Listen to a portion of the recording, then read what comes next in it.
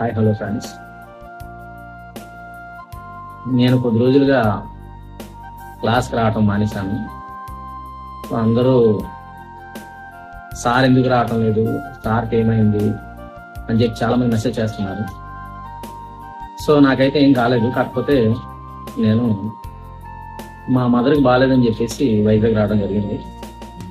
So మా మదర్కి treatment అయితే చేయించాను. తర్వాత ఇప్పుడు తాను కొంచెం ఫైన్ బాగానే ఉన్నారు. అలానే నేను ఒక 15 రోజుల్లో తిరిగి వచ్చేద్దాం, మళ్ళీ డ్యూటీ జాయిన్ అవుదాం అని చెప్పేసి అనుకున్నాను. కాకపోతే మళ్ళీ అంత దూరం వచ్చి మదర్కి బాగాలేకపోతే మళ్ళీ రిటర్న్ మళ్ళీ వైజాగ్ రావాలి. సో దీనికోసం మళ్ళీ ఇంత టూ మచ్ ఆఫ్ లాంగ్ అయిపోతుంది. అందుకనే నేను ఇక్కడ ఒక జాబ్ వెతుక్కున్నాను. ఇప్పుడు present Aditya degree and PG కాలేజీలో లైబ్రేరియన్ గా సెలెక్ట్ అయ్యాను. సో ఇప్పుడైతే నాకు 32,000 దాకా వస్తుంది శాలరీ. వర్క్ షెడ్యూల్ అంటే టైం కూడా చాలా తక్కువే. సో మార్నింగ్ 9కి వెళ్ళి ఈవినింగ్ 4:35 కల్లా అయిపోతుంది. కానీ శాలరీ, కాలేజ్, మా మదర్ అన్నిటికంటే నన్ను ఎక్కువ బాధ పెట్టే విషయం ఏంటి అంటే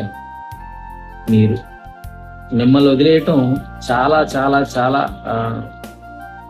బాధాకరంగా ఫీల్ అవుతున్నాను. సో ఎందుకు సార్ మమ్మల్ని ఇలా వదిలేసి మీరు వెళ్ళారు అని అన్న దానికి నేను ఆన్సర్ అయితే చేయలేను. కానీ మీకు నేను ఒక సజెషన్ అయితే ఇవ్వగలను. లైఫ్లో ఏది కూడా మనతో శాశ్వతంగా ఉండదు. మనతో ఉండేది శాశ్వతంగా ఏంటి అంటే మన పేరెంట్స్. సో మా మదర్ కోసం నేను ఎంత దూరమైనా వెళ్తాను, ఎంత దూరమైనా వస్తాను. అలానే మీరు కూడా మీ ఇంట్లో పేరెంట్స్ ని గౌరవించండి. పేరెంట్స్ తో మంచి ప్రేమగా ఉండండి. పేరెంట్స్ కి మంచి వాల్యూ ఇవ్వండి. పేరెంట్స్ ఏం చెప్పినా ఒకనొక టైంలో కోపం పడినా సరే మళ్ళీ తిరిగి వాళ్ళు ఎందుకన్నారా అని చెప్పేసి ఆలోచించండి. సో ఎవరైతే అలా ఆలోచిస్తారో, ఎవరైతే అలా ఉంటారో వాళ్ళు ఖచ్చితంగా లైఫ్ లో సెటిల్ అవుతారు. అది ఈవెన్ అది ఏ ప్రొఫెషన్ అయినా కావచ్చు. కానీ ఖచ్చితంగా వాల్యూస్ కి, మారల్స్ కి ఎవరైతే ఉంటారో వాళ్ళు ఖచ్చితంగా లైఫ్ లో నిజంగా సక్సెస్ అవ్వకపోయినా సరే హ్యాపీగా అయితే ఉంటారు.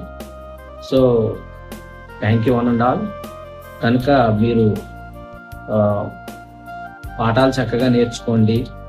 ఇప్పటి నుంచే ఒక ప్లాన్తో, ఒక వ్యూతో ఉండండి. ఒక మంచి గోల్ సెట్ చేసుకోండి. హ్యాపీగా దానికోసం పరిగెత్తండి.